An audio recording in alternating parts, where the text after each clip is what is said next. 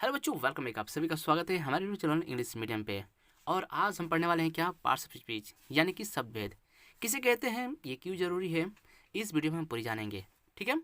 इससे पहले अगर आपने बहुत सारी वीडियो हमने वीडियो पर अपलोड की चुकी है, चैनल पे अपलोड कर चुके हैं, अगर उसे नहीं देखा तो प्लीज़ जाएँ उसे देखें। तब देखिए, आज से हम स्टार्ट करेंगे इंग्लिश ग्रामर। ठीक है। इससे पहले हमने इंग्लिश ट्रांसलेशन के सारी वीडियो हमने अपलोड कर चुके हैं। ठीक है। इसलिए पहले उसे जाएँ देखें अगर उसमें इंटरेस्ट रखना चाहते हैं तो। अदरवाइज ग्रामर की इस वीडियो में बने रहने के लिए आप हमारे चैनल से जुड़ सकते हैं। इसके लिए चैनल को सब्सक्राइब कर बेल आइकन जरूर दबा दें ताकि मेरे आने वाले नई वीडियो की नोटिफिकेशन आपको मिल जाए। चलिए शुरू करते हैं। नंबर 1। ठीक है। क्या होता है पार्ट्स ऑफ स्पीच, शब्द भेद किसे कहते हैं। देखें, वाक्य में प्रयोग किए जाने वाले शब्दों को क्या कहते हैं, अलग अलग भागों में बांटा जाता है, जिसे हम पार्ट्स ऑफ स्पीच के तहत देखा जाता है। ठीक है। उसे हम पार्ट्स ऑफ स्पीच में कहते हैं। ठीक है। जो शब्द वाक्यों को लिखने में प्रयोग किए जाते हैं वही शब्द विभेद कहलाते हैं, यानी कि वही पार्ट्स ऑफ स्पीच कहलाते हैं। ठीक है। जैसे किसी भी भाषा में बहुत सारे शब्द होते हैं, हम डिफिनेटली जानते हैं। ठीक है। लेकिन इसका अर्थ व प्रयोग अलग अलग तरीके से होता है। इस शब्दों को पार्ट्स ऑफ स्पीच के तहत अलग अलग कैटेगरी में रखे गए हैं। जैसे इंग्लिश सेंटेंस में, अगर इंग्लिश भाषा में बात करें तो अलग अलग शब्दों के लिए अलग अलग कैटेगरी रखे गए हैं, जिसे हम पार्ट्स ऑफ स्पीच के तहत उनको डिवाइड करते हैं। ठीक है। उन्हें कैटेगराइज करते हैं कि ये शब्द किस में होंगे, किस चीज़ में होंगे। ठीक है। इस चीज़ को समझेंगे इसमें। देखिए, जैसे पार्ट्स ऑफ स्पीच, ठीक है, और पार्ट्स ऑफ स्पीच ही के तहत आते हैं। वो कितने प्रकार के होते हैं? पार्ट्स ऑफ स्पीच टोटल 8 प्रकार के होते हैं, जिसके अंतर्गत क्या क्या आते हैं? Noun, pronoun, adjective, verb, adverb, preposition, conjunction और इंटरजेक्शन। जिसका मतलब होता है, नाउन मतलब संज्ञा, प्रोनाउन सर्वनाम, एडजेक्टिव विशेषण और वर्ब क्रिया, और एडवर्ब क्या होता है, क्रिया विशेषण। प्रीपोजिशन क्या कहलाता है, संबंध सूचक, और कंजंक्शन संयोजक, और इंटरजेक्शन जिसे कहते हैं विस्मय बोधक। ठीक है। इन सभी को एक एक करके देखेंगे और समझेंगे कि क्या चीज़ है। ठीक है। ओके। तो पार्ट्स ऑफ स्पीच का पहला है नाउन यानी कि संज्ञा। इसे किसे कहते हैं? देखिए डिफिनीशन इंग्लिश में, देखिए हम दोनों लैंग्वेज में चलेंगे, यानी कि हिंदी और इंग्लिश दोनों में। ठीक है। तो दोनों माध्यम वाले बच्चों के लिए काफ़ी मदद है। ठीक है। काफ़ी अच्छा है दोनों भाषा समझने के लिए। देखिए डिफिनीशन क्या करें, a noun is the name of a person, A palace और ए थिंग। यानी कि किसी व्यक्ति, वस्तु, स्थान तथा भाव के नाम को क्या कहते हैं? संज्ञा कहते हैं। क्या कहते हैं संज्ञा? किसी भी स्थान, वस्तु या भाव हो, अगर उसे किसी नाम के द्वारा व्यक्त करते हैं तो सभी किसी चीज़ में आएंगी, संज्ञा में आएंगी, यानी कि नाउन में। ठीक है। जैसे नाउन क्वेश्चन, जैसे पर्सन, प्लेस और थिंग्स। ठीक है। पर्सन में क्या कहेंगे? डॉक्टर, स्टूडेंट और राजवीर। वही प्लेस में क्या कह सकते हैं? स्टेट, सिटी और हरियाणा। वही थिंग्स में क्या कह सकते हैं कि थिंग्स यानी कोई वस्तु, जैसे बाइक, मूवीज़ और टाइटैनिक। लेकिन इस चीज़ में एक चीज़ ध्यान दीजिए, ये जो दिख रहा है डॉक्टर, स्टूडेंट, स्टेट, सिटीज़ और बाइक, मूवी, ये सब क्या है? कॉमन नाउन में आएंगे। ठीक है। इन सभी किस में आएंगे? कॉमन नाउन में। ठीक है। कॉमन नाउन में। और वही राजवीर, हरियाणा या फिर टाइटैनिक कह दे तो किस में आएंगे? Proper noun. ठीक है। ये प्रॉपर नाउन, कॉमन नाउन क्या होते हैं, आगे हमें इसे समझेंगे। ठीक है। इसी में ये तो हो गया नाउन। लेकिन नाउन कितने प्रकार के होते हैं, क्या आपने कभी सोचा है? तो नाउन के भी भाग होते हैं। ठीक है। देखिए नाउन के भी भाग होते हैं। कौन कौन से? नाउन के 5 प्रकार होते हैं। कौन? पहला प्रॉपर नाउन, व्यक्तिवाचक संज्ञा। दूसरा कॉमन नाउन यानी कि जातिवाचक संज्ञा। और तीसरा अब्स्ट्रैक्ट नाउन, भाववाचक संज्ञा। कलेक्टिव नाउन, समूहवाचक। और मटेरियल नाउन यानी कि द्रव्यवाचक संज्ञा। ठीक है। इसको भी कंटिन्यू एक एक करके देख लेते हैं कि क्या चीज़ है। चलिए, तो बच्चों नाउन में पहला है प्रॉपर नाउन यानी कि व्यक्तिवाचक संज्ञा। किसे कहते हैं? The name give to a particular person, place और thing is a proper noun. यानी कि जिससे व्यक्ति या वस्तु, स्थान का विशेष बोध हो। ठीक है। किसी विशेष व्यक्ति, वस्तु को अगर नाम दिया जाए तो उसे क्या कहेंगे? प्रॉपर नाउन में कहेंगे। जैसे कह दूं अमन, श्वेता, दिल्ली, इंडिया, ये तो क्या है? प्रॉपर नाउन में। लेकिन वही अगर इसे बॉय कहते हैं, इसे लड़कियां कहते हैं, इसे कहते हैं सिटी, इसे कहते हैं कंट्री, तो ये सब किस में आएंगे? वो सब आएंगे कॉमन नाउन में। लेकिन किसी एक व्यक्ति, वस्तु के नाम को अगर दर्शाना हो, कहना हो, तो किस में कहेंगे? प्रॉपर नाउन में। वो सभी क्या होते हैं? Proper noun. किसी एक बाबू, किसी एक लड़के, किसी एक लड़की का नाम होगा तो किस में कहे जाएगा? वो प्रॉपर नाउन में कही जाएगी। ठीक है। इसके कुछ नियम हैं, उसे भी देख लेते हैं। देखिए प्रॉपर नाउन का इस्तेमाल कितने सिंगुलर रूप में होता है। ठीक है। और उसके लिए सिंगुलर वर्ब का भी इस्तेमाल की जाती है। लेकिन वही अगर सिंगुलर सब्जेक्ट के साथ किसका इस्तेमाल करते हैं, सिंगुलर वर्ब के साथ इस्तेमाल करते हैं। यानी कि सिंगुलर अगर सब्जेक्ट हो तो वर्ब सेंटेंस में किसका इस्तेमाल करेंगे, सिंगुलर वर्ब का। लेकिन वही अगर प्लूरल सब्जेक्ट हो तो उसमें किसका इस्तेमाल करेंगे, प्लूरल वर्ब का। यानी कि सिंगुलर वर्ब के सिंगुलर सब्जेक्ट के साथ सिंगुलर वर्ब का इस्तेमाल करेंगे और वहीं प्लूरल सब्जेक्ट के साथ प्लूरल वर्ब का इस्तेमाल करेंगे। इससे परिवर्तन होता है क्या चीज़, कि अगर नाउन में यस या ईएस लगाते हैं लास्ट में, जैसे कोई होता है ना, कोई मान लो मैंगोज, ठीक है, नाम है मैंगो, आदमी मैंगो ऐसी, उसमें अगर यस या ईएस तो क्या हो जाएंगे, प्लूरल हो जाएगा। और वही अगर वर्ब में वर्ब जो होता है उसमें यस या ईएस लगा देंगी तो वो सिंगुलर हो जाता है। ठीक है, क्या हो जाता है, सिंगुलर, उल्टा हो जाती है। नाउन में यस या ईएस लगाएंगे तो क्या हो जाएगा, प्लूरल, और वही वर्ब में यस या ईएस लगाएंगे तो क्या हो जाएगा, क्या, सिंगुलर। चीज़ समझ में आ रही है, चीज़ों को नोट करते रहिए, एक प्रॉपर बुक नोटबुक बनाइए, उसमें लिखिए। ठीक है, अगर चीज़ समझ में आ रही है तो प्लीज़ एक लाइक ज़रूर कीजिए। ओके, चलिए देखते हैं अब क्या चीज़, कॉमन नाउन। ओके, ये है सेकेंड क्या चीज़, कॉमन नाउन, यानी कि जातिवाचक संज्ञा।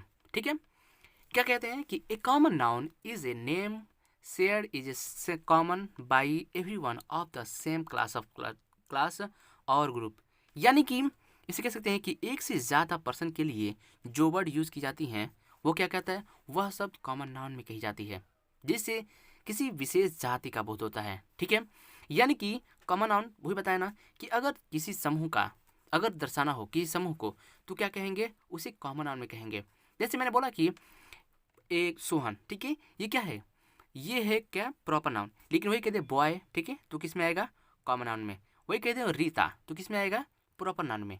लेकिन वही गर्ल एक कॉमन नाउन में, क्योंकि एक पूरा समूह बता रहा है, लड़कियों का पूरा ग्रुप बता रहा है। ठीक है, कि हाँ इसमें सारी लड़कियां ही आएंगी। ठीक है, वही कह दें कि विक्टोरिया, ये कहाँ की है, एक महारानी है। लेकिन वही कह दे क्वीन, तो सबको ले रहा है, सारी क्वीनों को ले रहा है। यही कह दे क्लास, ठीक है, तो ये क्या है, कॉमन नाउन में है। लेकिन वही कह दूँ फोर्थ क्लास, तो किसी एक क्लास की बात की जा रही है, यानी कि किसी एक का। लेकिन क्लास कह दें तो पूरी ग्रुप का। लेकिन उसी में से क्लास का एक स्टूडेंट कह दें कि मोहन क्लास 1 में पढ़ता है, तो क्या चीज़, मोहन की बात की जा रही है जो कि क्लास 1 में पढ़ता है। ठीक है, वही अगर बात कह दें कि स्टूडेंट क्लास में पढ़ते हैं, ठीक है, तो सारे बच्चों का बात की जा रही है, तो ये सभी किस में कहेंगे, इन सभी को कॉमन नाउन में कहेंगे। ठीक है, किसमें, कॉमन नाउन, यानी कि जातिवाचक संज्ञा। ठीक है, नेक्स्ट देखते हैं, इसके कुछ रूल हैं, समझते हैं। ठीक है, देखिए ये रूल, देखिए ये बात जान जाए कि ये रूल एकेडमिक एग्जाम से लेकर के कॉम्पिटेटिव एग्जाम तक सब में लागू होने वाले हैं। ठीक है, तो इसलिए या आप तो कोई भी एग्जाम आप कॉम्पिटेटिव दे रहे हैं या फिर एकेडमिक दे रहे हैं। ठीक है, यानी कि किसी क्लास के 10-12 के दे रहे हैं तो आप उसमें भी इसका इस्तेमाल होगा, और आप अगर प्रिपरेशन कर रहे हैं तो उसमें भी ये ग्रामर के रूल लागू होंगे। ठीक है, इसलिए इस वीडियो को पूरी ईमानदारी के साथ, पूरी कंसंट्रेशन के साथ देखिएगा। ठीक है, कि आपको एकेडमिक से लेकर के आपको कॉम्पिटिटिव तब ये काम कर सके। ठीक है, देखते हैं रूल नंबर 1 क्या कह रहे हैं, अगर कॉमन नाउन से पहले अगर आर्टिकल यूज़ करते हैं तो वह पूरी जाति को रिप्रेजेंट करता है। यानी कि अगर हम किसी कॉमन नाउन को लिख रहे हैं, ठीक है, अगर उसके सामने द लगा दिए, सेंटेंस कोई बना रहे हैं कि अगर काऊ, ठीक है, तो उसके सामने अगर हमने क्या द लगा दिया तो क्या बन जाएगा, पूरे स्पेसिव, यानी कि पूरे संपूर्ण उसकी जाति को बोध कराएगा। अब वो क्या होता है, वो होती हैं सिंगुलर। ठीक है, ये नहीं कि पूरी जाति का बोध कराएंगे तो प्लूरल हो जाएगा, नहीं, वो चीज़ें सिंगुलर होती हैं। ठीक है, फॉर एग्जाम्पल देख लेते हैं, क्या कह रहा है कि the cow is a pet animal. यहीं पे अगर काउ लगा देते हैं, ठीक है, तो किसी एक गाय के बारे में बात करता। लेकिन वही अगर द लगा दिया तो यानी कि पूरी गाय जो होती हैं वो क्या होती हैं, पेट होती हैं। ठीक है, यानी पालतू जानवर होती हैं। ठीक है, वही अगर बात कही थी यहाँ पर, dog is the faithful animal. ठीक है, the dog is faithful animal, यानी कि जितनी भी सारे कुत्ते की प्रजातियाँ हैं वो सभी क्या है, पालतू थी, क्या फेथफुल है। ठीक है, वफादार है। लेकिन वही सिर्फ डॉग लगाते हैं तो क्या है, किसी एक विशेष का भी बात की जाती है। लेकिन एक चीज़ ध्यान रखिए, हम किसी मैन के सामने द नहीं लगा सकते हैं। क्या चीज़, मैन के सामने द नहीं लगाते हैं, क्योंकि मैन अपने आप में ही पूरी संपूर्ण जाति का बोध करा रहा है मैन के लिए। ठीक है, मैन क्या अपने आप में पूरी जाति को बोध कराता है व्यक्तियों के लिए, तो उसके सामने द लगाना क्या होगा, गलत होगा। ठीक है, नेक्स्ट रूल देखते हैं, रूल नंबर 2 कह रहे हैं कि द वाली के साथ डेट का यूज़ होगा। ठीक है, अगर द वाली यूज़ हो रहा है तो उसके सामने किसका इस्तेमाल होगा, डैश का इस्तेमाल होगा।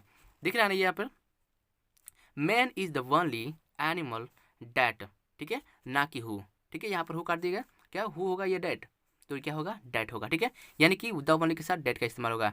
डैट कैन टॉक, यानी कि मनुष्य एक ऐसा जानवर है जो कि क्या करता है, बात करता है। ठीक है, नियम नंबर देख सकते हैं 3 क्या कह रहा है कि वाइल्ड एनिमल के साथ ही सी का इस्तेमाल नहीं होता। वाइल्ड एनिमल जो होते हैं उसके साथ ही और सी का इस्तेमाल नहीं होता, ठीक है। उसके सामने किसका दिस डैट और इट का इस्तेमाल की जाएंगी। लेकिन वही अगर बात करें डोमेस्टिक एनिमल्स की तो उसके साथ क्या करें ही या फिर सी का इस्तेमाल होगा, जैसे कि ही और सी, ठीक है। डॉग के लिए चाहे कोई भी जानवर हो पालतू हो उसके लिए ही सी इस्तेमाल कर सकते हैं, लेकिन वही अगर डोमेस्टिक ना हो वो वाइल्ड हो तो उसके लिए क्या इस्तेमाल ही से इस्तेमाल नहीं करेंगे, ठीक है। वो चीज़ समझ आ रही है कि नहीं आ रही है? पसंद आ रहा है तो प्लीज़ लाइक कीजिए, चैनल पहली बार सब्सक्राइब कर बेल आइकन जरूर दबा दें, ठीक है। अब देखते हैं इसके नेक्स्ट।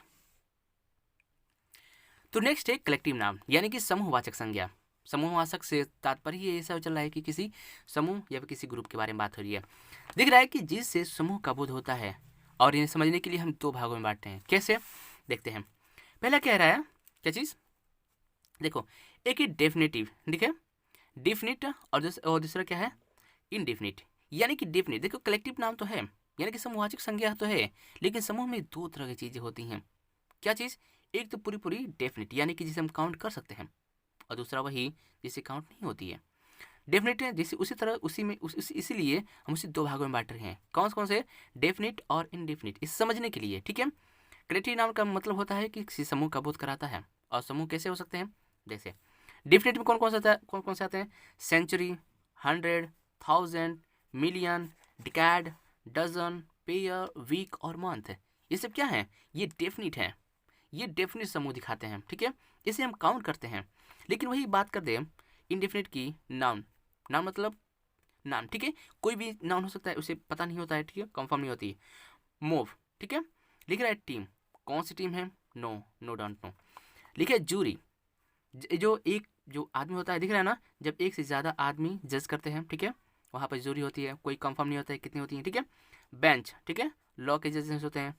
लिखा है ऑडियंस, ठीक, कमिटेड बेंच, कमिटेड बंच, अभी क्या है हर्ड, फ्लैग, ये सब क्या है कुछ कुछ मतलब अनियमित है, ठीक है।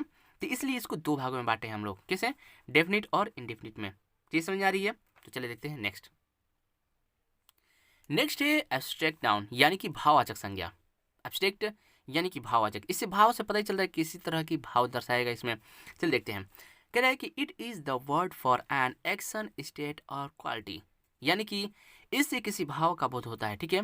ऐसे शब्द जिससे एक्शन हो, स्टेट हो और फिर क्या है उससे क्वालिटी का बोध हो चलेगा।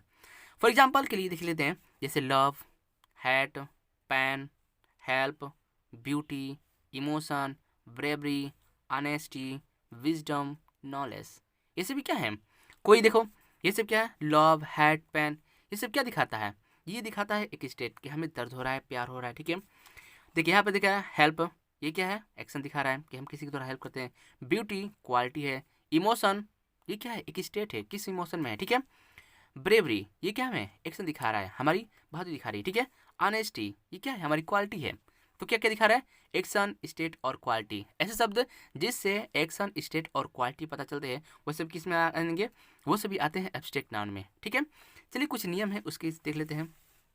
देखिए इसमें नियम दिखा रहा है, पहला नियम क्या है कि एब्स्ट्रैक्ट नाउन से पहले हम एक्शन या आर्टिकल द यूज़ नहीं करते। यानी कि अगर कोई भी एब्स्ट्रैक्ट नाउन हो, यानी कि अगर pain, love, hate, help, beautiful, यानी कि सभी चीज़ें हों तो उससे पहले हम द इस्तेमाल नहीं करेंगे। जैसे क्या कह रहा है कि the love is a great, क्या कह रहे हैं, the love is a great feeling, तो यहाँ पर द नहीं होगा, ठीक है, द नहीं होगा, ठीक है। क्या हो जाएगा, सिर्फ love is a great feeling, love is a great feeling. Next क्या है कि the anger is the greatest enemy of the man, no, किसी के सामने देखिए बोला ना कि मैन के सामने तो पहले हम द का इस्तेमाल नहीं करेंगे, तो यहाँ पर कैंसिल, ठीक है। देखिए जब हम कॉम्पिटिटिव एग्जाम में देखते हैं तो देखते हैं कि क्या चीज़, करेक्शन, तो यही चीज़ें इसमें इस्तेमाल की जाएगी, ठीक है। और देखिए यहाँ पर दिख रहा है क्या चीज़, एंजर, ये क्या है, क्रोध है, ये क्या है, हमारी क्वालिटी है, ठीक है, स्टेट है, ठीक है, किसमें, एब्स्ट्रैक्ट नाउन में है, तो ये चीज़ें इसके सामने द इस्तेमाल नहीं होगा। यानी कि किसी भी एब्स्ट्रैक्ट नाउन के सामने द का इस्तेमाल नहीं होगा। और इसमें क्या पढ़ा हमने कि मैन के सामने द का इस्तेमाल नहीं होगा क्योंकि वो अपने आप में संपूर्ण जाति का बोध कराता है, ठीक है। नेक्स्ट एग्जाम्पल देखते हैं। नेक्स्ट रूल्स क्या कहते हैं कि एब्स्ट्रैक्ट नाउन के बाद अगर ऑफ यूज़ किया जाएगा तो द यूज़ होगा। क्या कह रहा है कि अगर एब्स्ट्रैक्ट नाउन के बाद अगर ऑफ यूज़ किया जाएगा, यानी कि अगर एब्स्ट्रैक्ट नाउन है उसके बाद अगर ऑफ की इस्तेमाल की जा रही है तब हम द का इस्तेमाल जरूर करेंगे। तो क्या रूल बन जाता है, द प्लस एब्स्ट्रैक्ट नाउन फिर प्लस द, ठीक है। फॉर एग्जाम्पल क्या है, द ऑनेस्टी, ठीक है ना, द ऑनेस्टी, दिख रहा है, the honesty of Rahul Gandhi is trustworthy, ठीक है। यानी कि देखिए दिख रहा है ना, ये क्या है, एब्स्ट्रैक्ट नाउन है, ठीक है। उसके सामने क्या है, ऑफ दिया गया है, तो हम क्या कर सकते हैं यहाँ के सामने हम द यूज़ कर सकते हैं, ठीक है। वही नेक्स्ट दिख रहा है कि the bravery of Akbar is well knows, ठीक है। इसके सामने भी दिख रहा है ब्रेवरी क्या है, एब्स्ट्रैक्ट नाउन, इसके सामने क्या ऑफ है, तो हमने सामने तो इसके आगे हम ऑफ द लगा सकते हैं, ठीक है। ये समझ आ रही है, अगर आ रही है तो प्लीज़ लाइक कीजिए, चैनल पहली बार है तो सब्सक्राइब कीजिए और अपने दोस्तों के साथ ज़रूर शेयर कीजिए, इतना इंपॉर्टेंस क्लासेस फिर कहीं नहीं मिलने वाली। चलिए देखते हैं अब क्या, मटेरियल नाउन, ओके। तो देखिए बच्चों, ये है क्या, मटेरियल नाउन यानी कि द्रव्यवाचक संज्ञा। इससे पता ही चल रहा है कि द्रव्य यानी कि कोई पदार्थ होगा, ठीक है, इसमें यानी कि इस श्रेणी में, इस कैटेगरी में हम क्या पढ़ने वाले हैं, किसी द्रव्य के बारे में। फॉर एग्जाम्पल क्या देख रहे हैं, इसका डिफरेंस क्या होगा, ए मटेरियल नाउन, क्या, a material noun is the word, एक मटेरियल नाउन वो शब्द है जो यूज होता है क्या, use for the substance of which things are made, ठीक है।